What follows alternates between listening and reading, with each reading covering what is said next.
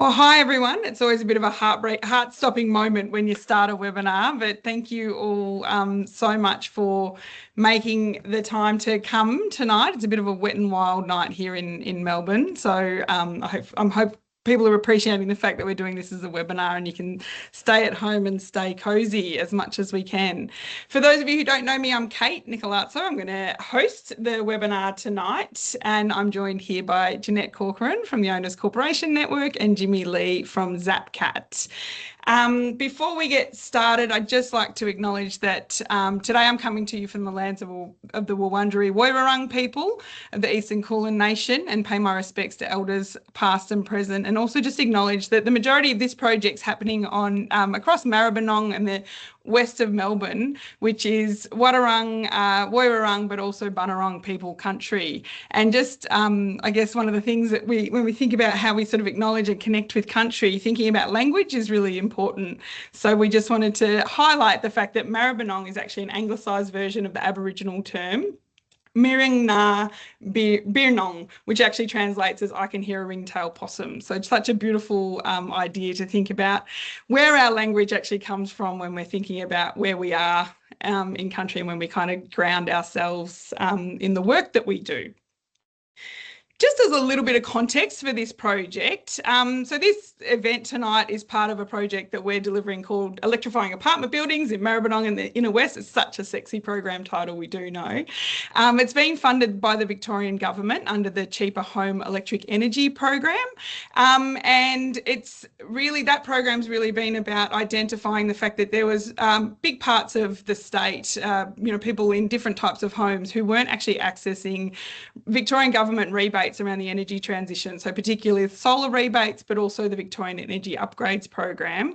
And we identified, obviously, a big part of that is people living in apartments, because it's such a more complex kind of challenge to think about energy upgrades in an apartment than it is in a standalone home, but it also particular geographic areas. So Maribyrnong had been identified, and Brimbank and some of the other areas in the west of Melbourne had been identified as areas where people weren't necessarily accessing those programs. So this project's been funded out of that. So what we're looking to do is pull together a whole range of information and events like this. We also had an event in Footscray a couple of weeks ago, kicking off this program around electrifying your apartment.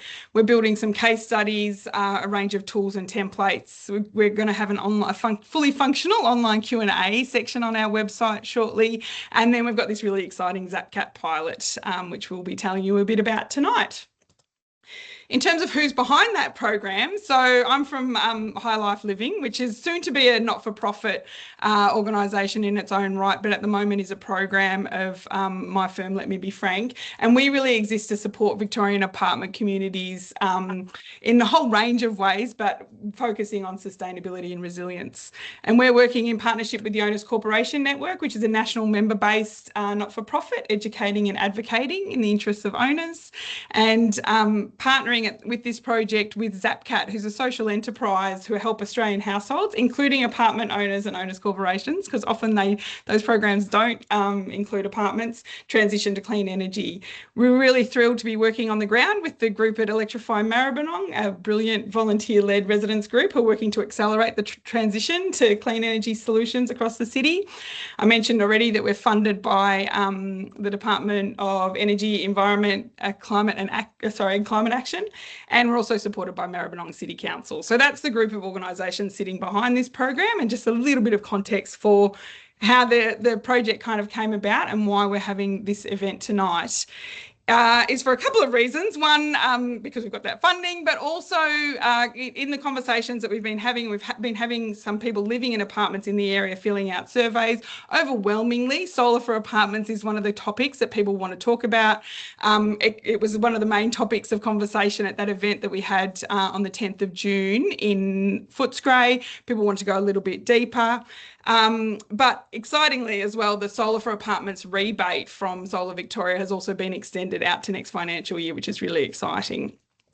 Just in terms of uptake in Maribyrnong, we've had a little look at the data. So there's been 144 apartment buildings across Melbourne who've taken up the Solar for Apartments rebate, and that's like several thousand apartments underneath those. But 14 of those, so around 10% of those buildings have actually been in Maribyrnong. And when we might talk about some of those case studies a little bit later about some of the buildings that have been through the program. In terms of how we're going to run tonight, I'm about to hand over to Jimmy from ZapCat to sort of take us through that Solar for Apartments step-by-step journey. Jeanette's going to share some of her expertise and wisdom when it comes to governance and decision making, because we know that can be one of the really tricky parts of getting a solar project up off the ground for apartment buildings. And then we've got a lot of time for Q&A. So you'll see in your little buttons, there's a Q&A function. So please feel free to start typing questions in as you go, because we might answer them throughout, or we might come to them at the end. But you can also upvote other people's questions, so I can make sure I get to the most popular questions first. If we don't get to your question tonight, because we will finish at 8 o'clock, we will endeavour to pop that into the Q&A function on the website, on the High Life Living website, post this session, and share that information as part of the sort of wrap up for this session as well. I am here just to facilitate. High Life Living isn't necessarily the experts. We're experts at kind of bringing together the people who we need to answer the questions. So if I can, I might be able to answer a few questions, but primarily my job is just to facilitate those answers and go and find the people that we need to answer the questions later on if we can't do it tonight. I think that is all the bits that I needed to get through, and then I'm going to hand over to you, Jimmy. Thanks, Kate. Good to go. All right. Today, we're going to talk about solar for apartments. So topics for tonight. We're going to talk about a couple of things. And the first one is, next slide, please. I'm going to breeze through these. The first topic we're going to talk about is benefits. But we're not going to talk about that a lot because you're already here, you're already interested. It's just a short reminder, because what we really want to focus on tonight is how to make it practical, step by step, exactly what do you want to do. And hopefully we leave you with a feeling that it's actually very possible and really doable for your building as well. So topic one, benefits. We'll go through a couple of some common types of solar setups and how it works. We'll go through decision-making strata, and we'll just cover off with 6 steps to solar for strata and apartment buildings. So why don't we start with what does strata cover? In Victoria, strata apartment buildings, they're covered into 5 tiers, and really they're divided based on the size of the building, and each tier of building comes with different governance requirements. So the types of buildings that we're focusing on right now are tier 4s and tier 3s, because they're the ones eligible for the Solar Victoria rebate, the excellent juicy rebate, which Kate talked about earlier. So that's if you have between 3 and 50 lots, you'll be in tier 4 and tier 3. And let's get into benefits. So regardless of what tier of building you live in, solar has some pretty common benefits. The first one is that it adds value to your property. Australians love solar. Australia's got one of the highest uptake rates for solar in the world. And it's really focused on residential, and we really want apartments to catch up because it can. The second benefit is that you can save money on your energy bill. Just how much you can save, we'll go into a little bit later. So it benefits both the capital value, but also the ongoing cost that you pay each year. So on the next slide, we have a really just one chart from a report from Domain, shows that Melbourne units with energy efficiency features, including solar, sold for 17.8% more. So when the report says energy efficiency features, it includes the top 3 were basically, it's north facing, it's got double glazing. So other things you can actually control, it's right up there with double glazing for things that you can do to improve the value of your unit. Next, reducing your energy bills. So solar can do one of 2 types of things, because the bills you pay are actually you pay energy bills in 2 ways. For your own individual unit, you have a direct relationship with the energy company, and you're paying your bills each month or quarter, and that's the consumption that you're using for your own unit. In a apartment building, the building itself also has a common area electricity bill. If you have a pretty small building, could just be a couple of lights, it's barely anything, not really, worth worrying about. If you're in a larger building with lifts, with car park ventilation, or if you have central water heating, that's electric, for example, or gas, these are all bills that are paid by the owner's corporation and then passed on to the owners through your levies. So solar can reduce your bills in both of these scenarios, either directly for your own units or through the common area bill as well. So how much can you actually save? I've put some really, really rough ballpark ranges here because, of course, it depends. It really depends, and this is not a cop-out answer. But if I made the ranges any larger, then you'd think the slide's pretty useless. If I made the ranges any smaller, then you think I'm lying to you. So I'm giving you a really general range to say that, generally speaking, you're going to get it's very common to get a payback period below 5 years these days.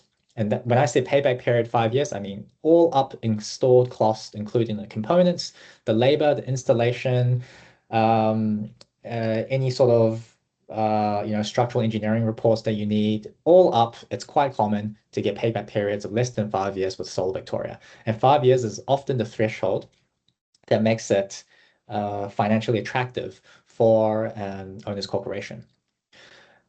So why is it so good these days? Well, there are two things. The first one's a solar for apartment rebate, which Kate talked about earlier, which is really great.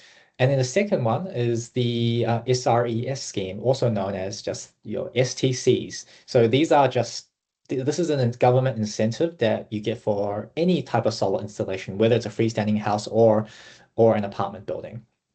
Because we're focusing on solar, we're only going to talk about these two, but often you might want to mix solar with other types of upgrades as well. For example, converting a central gas boiler to a hot water heat pump or other types of upgrades. And these attract other incentives from the government, which are also available. And all this is contributing to an increasing uptake of solar and electrification in apartment buildings in general.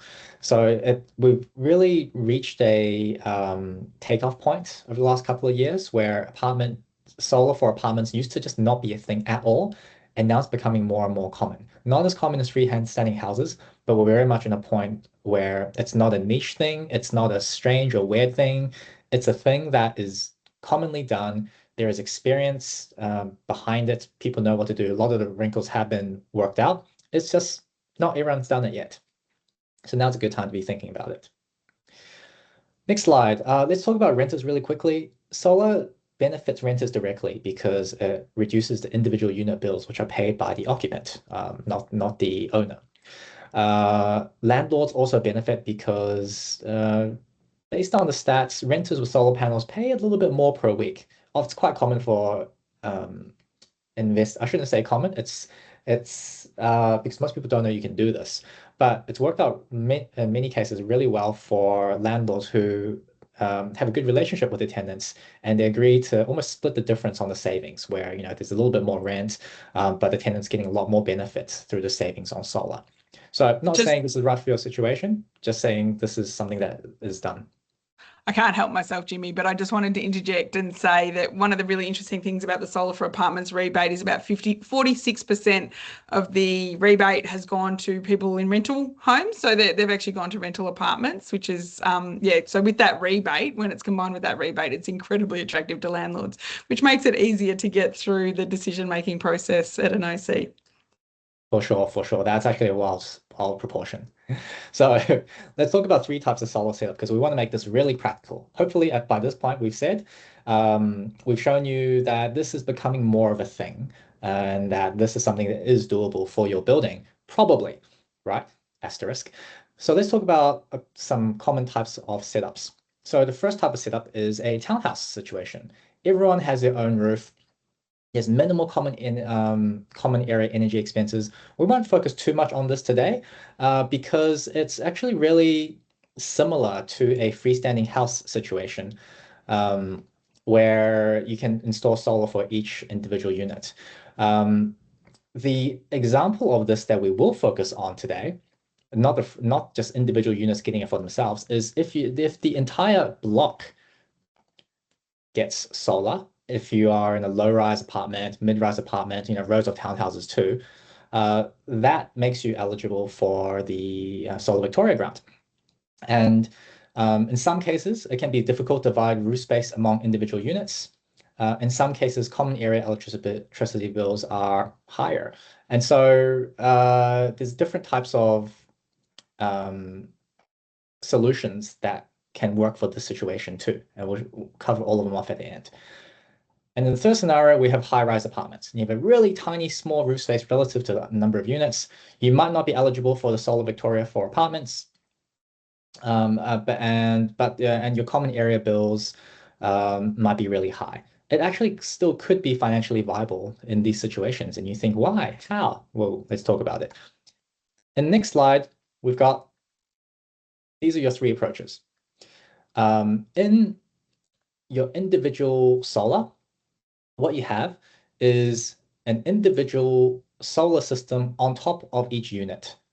And the energy is used for each individual unit directly. So it's suitable for a row of townhouses, like we mentioned earlier. It's suitable for low-rise apartments. And it works when the roof is fairly divisible among all the owners, and the building is such that it's feasible to run wiring and cables to all the places that it needs to go. So if you have too many units, or the building's too in a particular setup, then individual solar is not feasible anymore. But in certain situations, it's effectively everyone's installing an individual solar system at the same time, which allows you to be eligible for the Solar Victoria rebate. The second situation is solar sharing. So this is when you have a single solar system for the entire building, not 9 individual systems, but one system, with one inverter. And what happens is this solar energy is then shared equitably among all the individual units and the common areas as needed. So this is most applicable to townhouses, some townhouses, but more commonly low and mid-rise apartments, where it might be hard to equitably divide the roof, or it might be technically not feasible or not worthwhile to have an individual system for every single unit. And so in this case, the project is a building level project. So one thing that I just want to clarify on the slides is typically, if you want to do individual solar, you really have two choices, right? You can just go it alone for just your unit, or you can do it for the entire building. Everyone goes about it together. And thirdly, you have the common area solar system, and you just have one single solar system, usually for a mid-rise or high-rise apartment, and you have the owner's corporation who pays for it, and you're not eligible for the Solar Victoria rebate, but the energy, it often can be financially worthwhile because the building is using so much energy that it just soaks up all the solar you generate straight away. So the self-consumption is really high, and you get a pretty good ROI that way. And you might think, hey, it must be really hard to install a solar system on top of a really high apartment building. Well, you can just take up the panels off the lift, right? So it's not like you have to build a scaffolding all the way up to the top of the building as well. And there are certain methods for attaching it to the roof, which we can talk about as well. So why don't we go for a case study? So this is a building in Brunswick with 18 units. They have a tile roof, and it's very similar to a residential. When I say residential, I mean a freestanding house. It's very similar to that sort of situation. Just imagine a tile house, install a solar system on top. Tiles and tin and color bonds, they're all pretty common in this sort of scenario. And if you go to the next slide, you can see that they've actually got a really good payback period, because what they've done is they've put on 12 kilowatts of solar, and they've also added in 2 hot water heat pumps. And this is because they used to have a central gas hot water system. But by replacing it with electric, suddenly they've increased the amount of energy that the common areas use, or that the building uses in general. And the more electricity you use, the more potential you have to save. Because if you're on gas, you can't save your gas, you can't reduce your gas bill with solar. But if you're on electricity, you can reduce your electricity bill with solar. And so because of all this combination of rebates with solar and for the hot water, it turns out that this building only had a 1.9 year payback period, which is really, really great. And I don't want to set everyone up with disappointment to say your building will be like this, but your building could be like this. You don't know unless you talk to us and we can have a look. Just wanted to show that stuff like this was possible. Here's another building in Footscray, and they had 35 units and they had 39.9 kilowatts of solar. And so in some cases, the building might, not unlike a freestanding home, you don't have the luxury of having unlimited roof space with a really large, house, right? So the kilowatts per unit on average in apartment solar is lower than the kilowatts per property figure for freestanding homes. So you might think, well, what's the point? If I only get 1 kilowatt or 1.5 kilowatts for my unit, what's the point? Well, the point is the generation that you do have is going to give you a pretty good payback period, probably. And it's going to, even if your system is undersized, it just means that the energy you're using, the energy you're generating is being used up by your solar system, sorry, by your consumption. So with solar, it's always a balance between energy independence and having a really good payback period. If your solar system is really large relative to your usage, you're going to be really energy independent, but your payback period is going to be lower because a lot of what you're generating, you're not using yourself. Whereas if your solar system is really small relative to your usage, you won't be as energy independent, but your payback period will be really good because you're using pretty much everything that you're producing. So a lot of people think I have an apartment, small roof, can't fit much, and can't get my 10 kilowatts like my neighbor can in their freestanding home. Well, what I say is that's not the point. Your goal is not to get 10 kilowatts. Your goal is to do what you can and get a good return on it and reduce your emissions if that's your goal, or reduce your bills if that's your goal, and just to show you that it's possible. Right. One thing I want to say is that concrete roofs are also possible. A lot of people think, oh, we have a concrete roof, we have a waterproofing membrane, don't want to penetrate it. Anything to do with waterproofing is a big sensitive issue for owners, corporations, committees. But I just want to say there are methods of securing solar panels that don't involve penetrating the waterproofing membrane.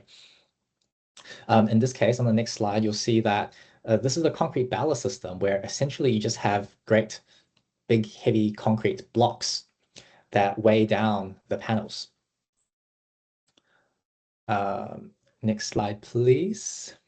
And then thank you. And so you can see that it's the weight of the blocks that are securing the panels, and you don't really need to penetrate things. So this, requires a bit of a design and adds to the cost a little bit, but it's not, it's better than the alternative of penetrating the membrane. Next slide is just want to talk really quickly about how solar sharing works. So in solar sharing, this is the approach I talked about. If you remember the table, the middle, I've got, when I say that you have a single solar system equitably shared among all the units, what people often refer to, this is the main option that's out there, is a loom, a solar share option. And how it works is you have a solar system, there we go, and all the energy goes down to the ground level. And what happens is it makes its way to a splitter box. And when the energy from the solar panels get to the splitter, it is then split into all the individual units. So it's like every unit has their own direct relationship with the solar system. So you can keep your own electricity retailer. You don't need to change, but you just have an alternative source of energy feeding your meter in addition to the grid. And then there are algorithms and smarts to kind of make sure this is all split in a fair and equitable way. Right. And the final technical thing I want to talk about tonight is switchboard upgrade. So switchboard upgrades, they're a thing. Large solar installations can change the electrical profile of the building. Your board might be in really bad condition and needs upgrading. This is considered an enabling work for solar, but it also sets you up for future electrification as well. So when I say they're quite expensive, it really changes. It really depends on the building. You could not need one at all, or it could cost a couple $100 per unit, or it could cost say $50,000 for the whole building. Again, you don't know, and you know it's something that we can help you look into and just get a sense for the magnitude of the upgrade that might be required. But for many buildings, I would say the majority of buildings, this is not the switchboard upgrade doesn't push it over the point of financial viability. Despite switchboard upgrades, often the financials still stack up. Great. We just sped run through a whole bunch of things related to how solar practically works. And I hope what you take out of that is this is quite an established thing for a lot of different scenarios, and that your building is unique, but it is not unique in that no one's ever seen anything like your building, probably. So I just want to give you some confidence that this is probably something that is doable. The thing that holds people up, though, is not just the technical feasibility, but it is decision making. It is people. Aren't people annoying? So what can we do to demystify this part for you a little bit? I'm gonna cover some really high levels, and then I'll pass over to Jeanette. So first step. How are decisions made in owners corporation? You might know this already. You might be a seasoned veteran. You might have been on the strata committee for 20 years and you know this inside out. Um, in which case, feel free to ignore me. For those of you who could use a refresher, the owners corporation is it's the entity that represents the interests of all the owners in the building. And there's a formal meeting, normally once a year, called an AGM or annual general meeting. You can convene them more frequently and they become EGMs or extraordinary general meetings. And that's where all the big decisions get made. For example, levies or authorizing, installation of solar. The next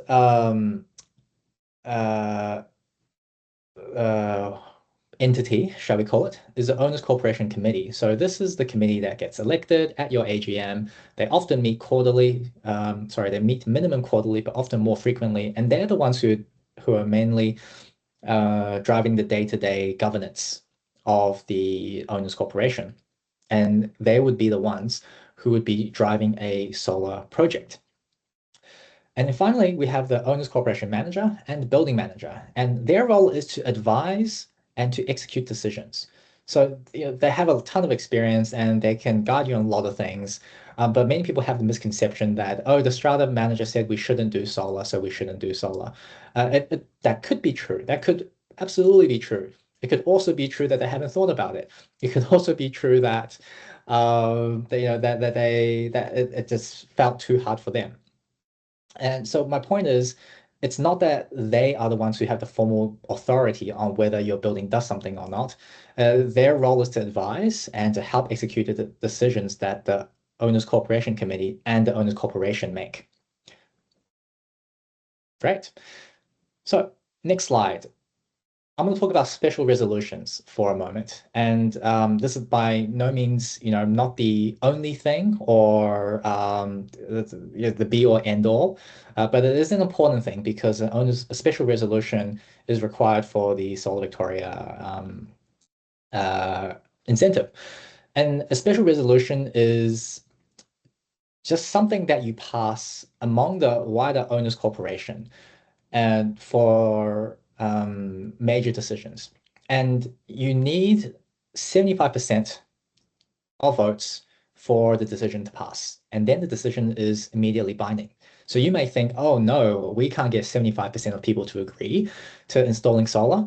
That's luckily why we have an interim special resolution. So if a special resolution falls short, but you get at least 50%, and no more than 25% voting against, then it automatically becomes interim special resolution, which takes effect 29 days later. No one petitions against it. It just means that it's a protection against apathy or people who are disengaged.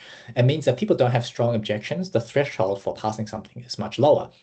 And so we find that during this period of time, there's a lot of engagement where owners, who weren't otherwise engaged in the process suddenly start engaging, and they think, oh, okay, yeah, am I against solar? Oh, I guess not, right? And then it's it helps start the conversation, among a broader group that might have been disengaged, but also it means that people are still disengaged, and it just goes through. Great. So I'm going to pass over to Jeanette because it's not quite as simple as this all the time, and she'll take you through it. Thanks, Jimmy, and good evening, everyone. So I'm just going to take a very few moments for a very condensed overview of some of the important considerations about planning and decision-making in an OC context. Now, not everything will be pertinent to your particular context, but you need to be aware of these. Because, well, for those of you who have been watching the current Victorian inquiry, parliamentary inquiry into renewable energy for apartments, would have seen many cases of enthusiastic energy proponents who fail to get their beloved project up because they didn't consider these factors. So my advice is prepare, plan, and advocate throughout the entire process. So in terms of decision making, I've just put this condensed overview here. The starting point is to consider 4 simple questions. So the first one is objective. What are you actually really trying to achieve? So to be frank, your objective is not to install solar on the rooftop. Your objective is something else. So it's either cost reduction or an environmental objective. So it's important to be really clear about how that fits with your building. So the second thing is what type of work is proposed. So this is where we're referring to the how. And you must think about the entire scope. So Jimmy mentioned earlier there, switchboard upgrades. So again, it may not just be putting solar in your rooftop, but it could be things like reallocation of existing rooftop facilities or strengthening and repairing the rooftop prior to installing new infrastructure. So the third thing is, where will the work occur? So the split between private and common property or both. Now, hear my words here.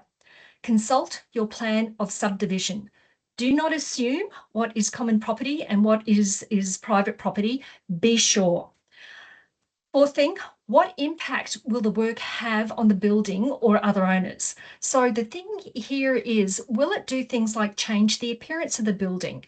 You may have rules, and we refer to them as registered rules, that restrict about changes to the appearance of buildings. You also have to consider things about access for service providers. Also noting, what about insurance? So answering these questions right at the beginning helps determine not only what approval is needed, what type of approval might be required. So next slide. Great. So once the proposal process is understood, then the OC needs to work through a number of governance checks before making a decision. This is because the committee and the OC must consider whether the proposal is consistent with what's already in place and whether it has the funds. So if you are the advocate or champion, you must consider these as well. So I mentioned previously, plan of subdivision. You need that. Second thing is check your maintenance plan. Now, if you're a tier 3 or tier 4, which Jimmy provided the stats to previously, currently you don't have to have a maintenance plan, but you can elect to do so. However, I will note that there is a current recommendation from the OC Act review that tier 3 and 4s maybe should in the future have a maintenance plan. And personally, I think you should. If you don't have an agreed plan, how can you ensure that your ongoing work will be undertaken, that is funded and it is coordinated with other works? Next thing is budget. You will have an annual budget, and that's approved, as Jimmy said, at your AGM. So the questions there, you need to prepare this before the AGM. You need to get involved with the budget planning process. So have you allocated funds from this work in your budget? Otherwise, you need to work out where that money is coming from. You really don't want to have to do a special levy. They're a lot of work and people don't like them. Now, I've mentioned their maintenance fund. There was a bit of a ripple in the law previously, and the regulations previously, that some buildings had to have a maintenance plan, but you didn't have to have a maintenance fund. Anyway, they've sorted that out now. But as I mentioned, Tier 3 and Tier 4 buildings don't actually have to have a maintenance plan. But if you do, you need to have a maintenance fund as well, or you should have a maintenance fund as well. Number 5, registered rules. So when an OC comes into being, your rules are registered. They can be model rules or ones specific to your building. So check these for any restrictions on what you're planning. For example, appearance. I'd also advise you to consider a range of funding sources. I've mentioned special levies. Again, a lot of work there. There are loans, but grants are great. The final thing I would also draw your attention to is consider if you will need a permit. Now, you most likely won't, but again, it's just one of those things. If you need to alter what's happening on your rooftop, removing things or building a structure, you might need a permit. You probably won't, but just think about that. So these checks are important because they ensure that your decisions are transparent, financially responsible, and consistent with the legal obligations of the owner's corporation. Next slide. So again, this is just a check. This is just a reminder. Check your plan of subdivision for what's common property. Check your maintenance plan if you have it, and check your rules, and do that early. Make sure you align with your budget planning cycle and your maintenance fund availability.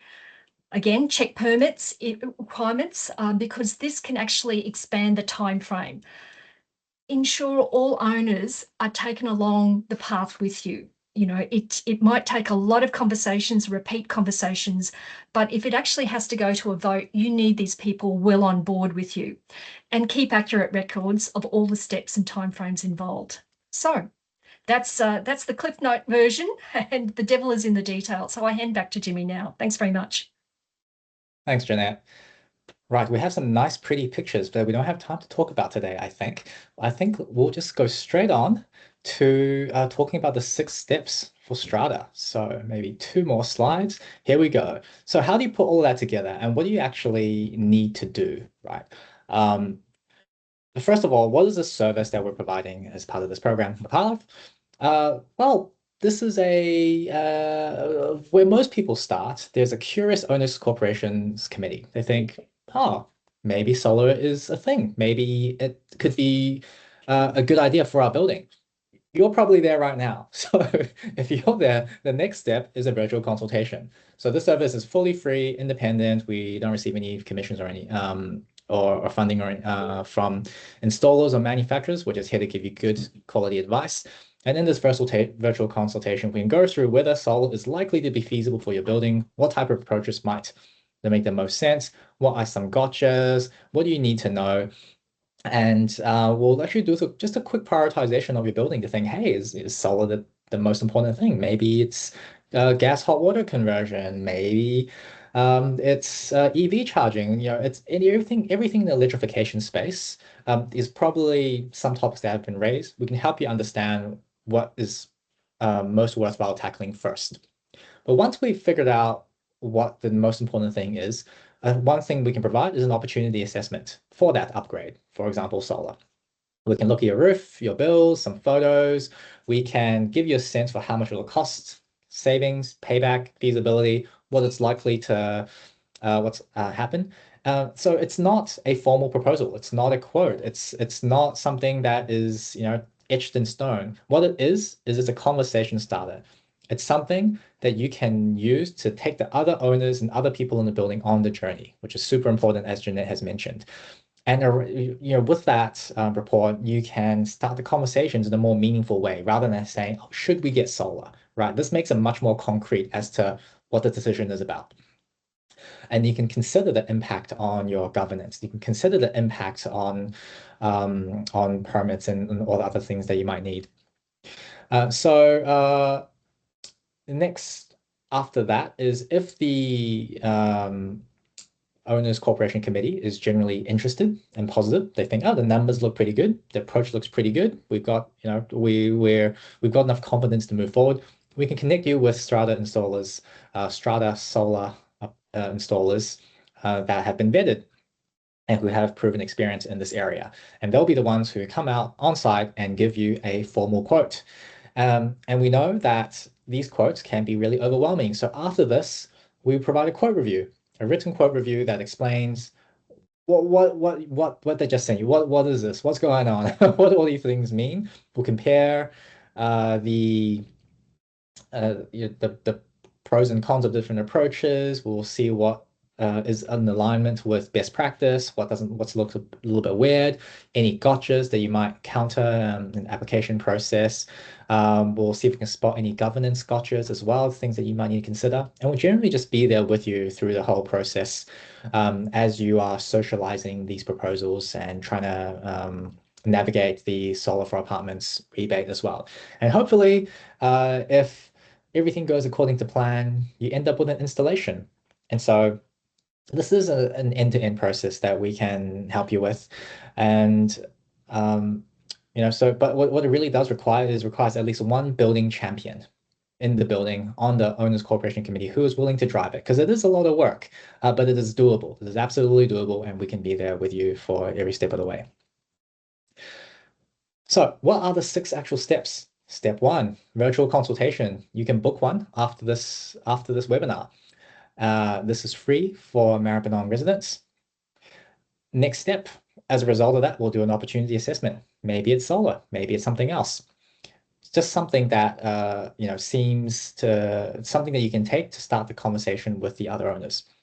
Number 3, we can help you get quotes and do a quote review. And so all of this helps you get to the point where you can decide a preferred provider. And that's really important because as a owners corporation committee, you don't want to, you don't want to show up to the rest of the building unprepared or without a clear plan in place. So this is where you put forward a preferred provider and a clear plan. So you have something really simple for the rest of the building to vote on. So they can just say, yes, that sounds good, as opposed to asking them to make any sort of hard decisions. And 4 is at some point you want to confirm that all your regulatory criteria are satisfied. So what the key one here is a special resolution that needs to be passed, and that's usually the milestone that most buildings look through. But there may be other things, and there may be things that make your job harder, but there may be things that make your life easier as well, depending on your building situation. And that it is case by case and on based on the building. And so throughout this entire process, there's ongoing governance and just regulatory thinking that needs to be done by the owners corporation committee, because you're the ones who are most familiar with the budget and what's been planned and what the rules are, and so you don't need to be a full-time lawyer. You don't. I'm just saying you just need to put a little bit of thought into that. And just to make sure you've got your bases covered. And it is doable, because otherwise, how can hundreds of apartment buildings have gotten solar, right? If they can, you can as well. So I mentioned earlier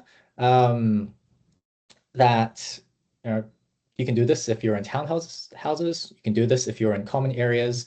You can do this if you're in common areas for high-rise buildings. You can do this if you're in mid-rise apartments. But it is a bit of a process. So you kind of want to only do it once, right? So the solar for apartment grant, it is it's pick and choose. It's opt-in, right? Whoever wants it can be part of it. But what I meant when I said everyone has to do it earlier, what I meant by that was that if you want in, do it together, because you don't want to go through this process second time, right? But this process is very doable, and I'm confident you can do it. So all up, this is a process. It can take 5 to 10 months. This is not uncommon. Some buildings take 2 years. Some buildings have thought about it and done nothing for 5 years, and that's completely fine. Often it just takes something to unlock action, or it just takes a catalyst. And some buildings do this a lot faster as well. So if you're interested, this is what you can expect. So here's a couple of tips. Experienced installer shouldn't charge for inspections or quotes for solar. Solar is a pretty straightforward thing these days, and with the right installers, if you engage them at the right point, when the owners corporation committee is on board, they shouldn't charge for quotes. That's not always the case for all products, but for solar, that's the case. This leads me into my second point, which is many solar installers don't have apartment block experience. So it's really important to check that they do, because if they don't, then they make it sound harder than it actually is, right? You don't want wrong advice like that. And thirdly, if you're a renter, you can raise the issue with your landlord, and you can help convince the other owners in the block, even if you don't have any direct role in the voting process as well. So with that process in mind, if you're interested in booking a virtual consult, you can do so. You can scan your QR code right now if you're interested. There are limited slots. So if you're in Maribyrnong or in the West, you can book a virtual consult. If you're in part of Greater Melbourne, you can join the waitlist as well. So I'll hand back to you, Kate. Thanks, Jimmy. I did note there was a question there about free virtual consultations for people who are on the webinar. Please jump on the wait list, because we will there's opportunities to discuss with other funders, and we might look to expand the program. So, and we don't anticipate it'll actually take that long. So do jump on the wait list, and we'll probably be in touch really quickly around an opportunity there, Karen. I think that was your question. We do have some questions flooding in now, which is great. So I thought we could just go through those. Some are in the Q&A and some are in the chat, as always happens on these webinars. So I'll just jump between a couple of the screens. So Karen, I think we've answered yours. Yes, there's a chance of a free consultation. Please join the waitlist, and we will do our best to get to you quickly. And then Karen also asked a question around examples where medium or high-rise buildings with less than 50 lots have been provided with a shared solar array system.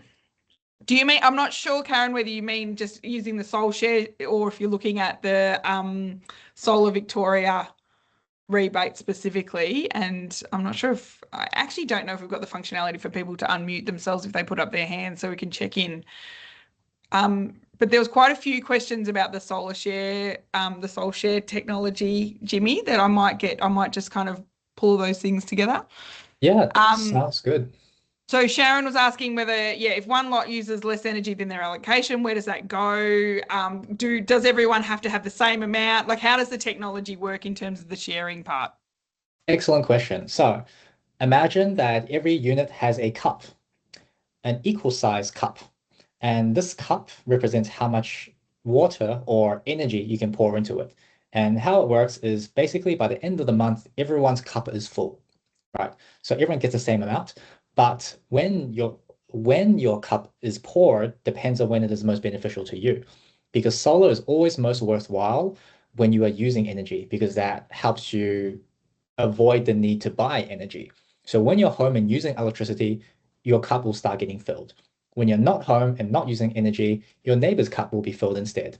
So that energy is just allocated fairly, so that as much goes to your usage as possible, and a minimal amount gets exported. What do I mean by exported? Well, if you are not home, or if you're not using much electricity and your cup is being filled, anything that you don't use just gets exported through your meter to the grid. So you're getting paid for excess solar exports, but you don't get paid very much. So it's always more worthwhile to be using the energy you're generating. So just like in a standalone residential home in that instance, yep. So definitely need to learn how to load shift and run your dishwasher and all those things during the day if you're going to go for the solar there. Just picking up Karen's, she's saying people who've had the solar system installed. I don't have the really detailed numbers about the size of units. I mean, that example in Footscray was 35 units, and they used the Soul Share and they received the solar rebate. I had a quick back of the envelope calculation, Karen, and I think it's something like 2,500 lots under the 144 buildings. So it tells you the sort of size of building is around, 15, 20 lots, I think, in the solar for apartments rebate. But my understanding is it's it is anywhere between 5 and 50. I'm not sure how many buildings have had the whole 50 lot go through, but it might be a question we can take back to Solar Victoria. I'll pop it into the website Q&A if I can. I'll just jump in. It's the size matters less than the configuration. So, for example, if you have all your meters are in one place, right? And then you have really clear cable runs from your roof to all the meters, that makes things a lot easier. But if everything's spread out and if there's no way to run all the cables and everything's a mess, then it makes it harder. So I would say size is less of a factor than just what is your building like. Yeah. Someone's asked the question around, what if you've got an embedded network and the provider's not interested? Unfortunately, if you're on an embedded network, you're not eligible for the rebate, but obviously that doesn't preclude you getting solar separately. It will require a relationship with the provider, though, to install the solar. So Murray, that feels like a really tricky problem that might be one that we should take offline, but maybe we can have a chat about that separately. I know that there's lots of consultations going on at the moment with the Victorian government and Embedded Network. They're looking for experiences. I'm not sure if you've been approached about that, but feel free to send me a separate email and we can have a chat about Embedded Networks. They're a potential topic that we're thinking about running a full webinar on, and possibly like a peer support group as well, because people need a bit of love when it comes to managing embedded networks. They're tricky. My apologies. Andrew's got a question. Is there ever an issue with Body Corp approving a solar setup on an apartment complex? So have we seen, we're looking for examples where Body Corp, like where it's gone through the process and they've just said no? Jimmy, in your experience, have you had many where that's kind of, it's all fallen down? Yeah, that's why there's a process around it. So how it will fall down is if you are one person on a crusade, you've gone off ahead and you've gone rogue and you've gotten a bunch of quotes and you show up at the AGM and you're demanding that everyone get solar and accept one of the quotes. That will fall down 100%, right? So this entire process is about avoiding that situation so there's not a last minute demand, but it's a considered process where everyone's on the journey together. So this is why it's so important to actually not get quotes immediately because people think, oh, this has all happened without me. What's going on? There's a lot of fear and anxiety. Or do I need to pay for something? What does it even mean? That's why if you start the conversations early, you're sharing information as you receive it. You have, say you take up an offer of an opportunity assessment and you're socializing that among the other owners. And just everyone just knows what the plan is. And everyone's, you're getting the questions answered step by step. Um, it's not guaranteed because a owners corporation is still a democracy, right? People are going to agree and they're going to disagree. But if you have a much higher chance of getting it through if you're taking everyone along on the journey, and many buildings do get it through. Absolutely. So Sharon's also just made a point that their apartment building got through almost to the end last year, and then at the end, the installer said it'll cost $20,000 more, and everyone pulled the pin. So some unexpected costs that haven't the installer hasn't gone through all of the processes, because that is absolutely right. So whether it's switchboard upgrades, things about the rooftop, there often are things that need to be done. Some of which are going to have to be done anyway, but some of them are specific to the solar. Well, I'll talk to that really quickly because I don't want that to be too scary. The reason that happens, I'm not saying that's what happened with your building, but the reason that commonly happens is because two scenarios. The first one is the installer doesn't have enough experience with apartments. So when they actually think about it, they think, oh crap, like we don't know how to do this, bump up the cost at the end. Yeah. The second reason, which is quite common, is because solar installers get so many requests for quotes from everywhere. And like we talked about earlier, this process can take a year or longer, right? If, in some cases, installers aren't good at dealing with long sales cycles, right? So they have no idea where you are in that journey. They don't know if you've fully mobilized the entire building around this project and are determined to push it through, or they don't know if you're one person who's never thought about it, right? They don't know how much effort to put in. So they don't put in much effort. And so they'll give you a quote that at the very start, they don't think about it much. And they think, oh yeah, well, yeah, it'll just be if they're interested, they'll come back. And then, you've taken that quote as gospel, and then you've taken it all the way through the process. And then the installer realizes, oh, oh my God, these guys are actually gonna go ahead. Let me seriously think about what it actually involves. And then they put in the extra cost. Again, I'm not saying that's what happened with your building, but that is a challenge that installers have as to understanding, how much to engage. So if you follow the process, then we're still engaging installers at the right point where they can have a lot more confidence in putting in that thought when they need to. Thank you. Karen, I'm just picking up your question. I think, yeah, I completely agree that there's a limited correlation between the number of apartments and the height of the development. There's a real shortage of case studies coming out of Solar Victoria on the solar for apartments. So we've asked, and they're actually approaching a whole bunch of apartments at our request to actually see if we can write some more case studies up, because there is a real dearth of them available. So we want more, and we are in the active pursuit of them. So if you do see any buildings with them up, we'll have a look. We know that there's quite a few more in Sydney, so we can share some case studies in Sydney, but they obviously don't have the solar rebate, and there's the things that the context is a little bit different. But there are some case studies that we can share. Now, Vlad, I know that you asked a couple of questions as well, so I'm just trying to go back up and find, because I'm on the small screen on here, so I'm just trying to find your question. There was a question about some of the technical detail on the slides. I might get you to just email us that question, and we can see if we can respond to that. I think it was about the way that the generation versus usage on that Footscray example, Jimmy. I think there was just a bit of a question around that we can probably go to afterwards. And I think we're actually going to have to move on.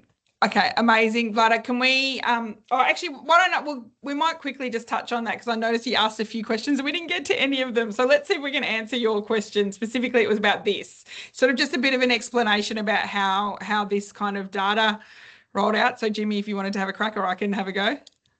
Happy to. I don't think I can see the question specifically. Was it just trying to understand? It was just understanding what the data points were, I think, and just how that actually works. So that idea around the solar consumed versus the demand versus delivered, etc. Sure. Yeah, got it.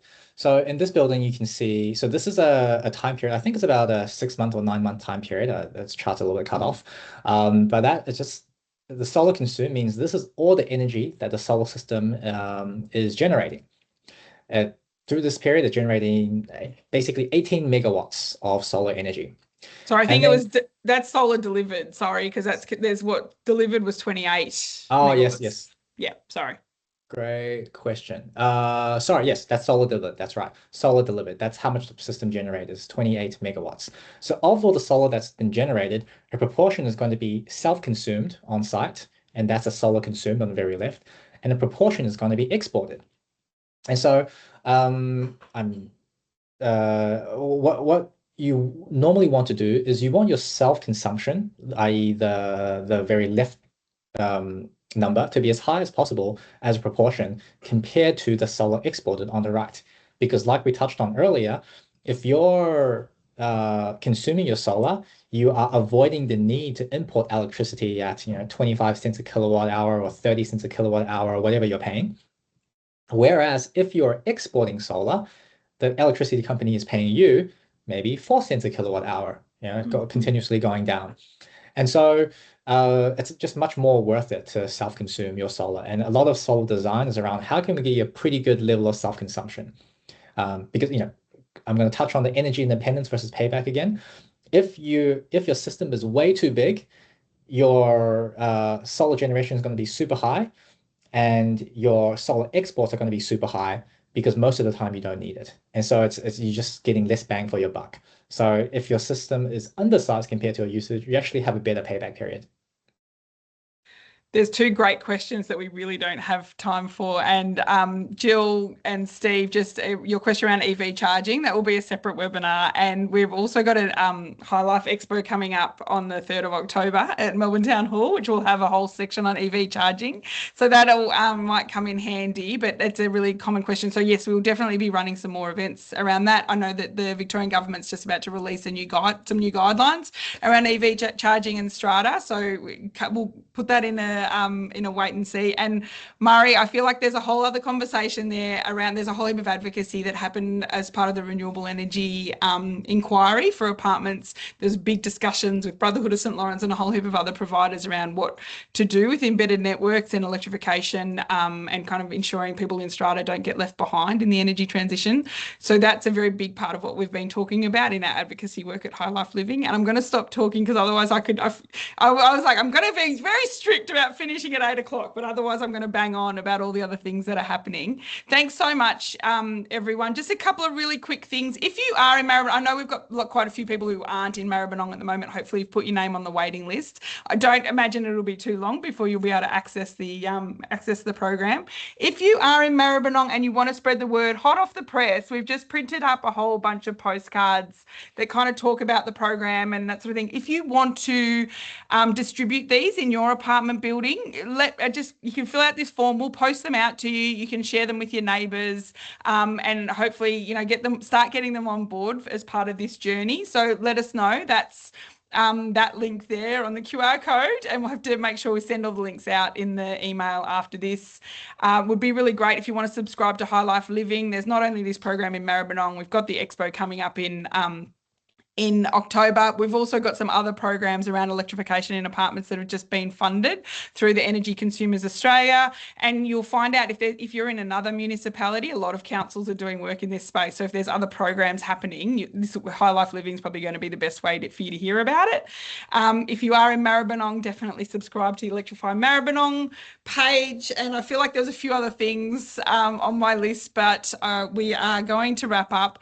As I mentioned, I'll take any questions that we haven't been able to answer, plus the transcript from tonight to pull together into our Q&A section on the website. But thank you all so much for coming. Thank you, Jimmy. Thank you, Jeanette, for speaking. And I hope everyone has a really lovely night. Thanks very much. Thanks, guys.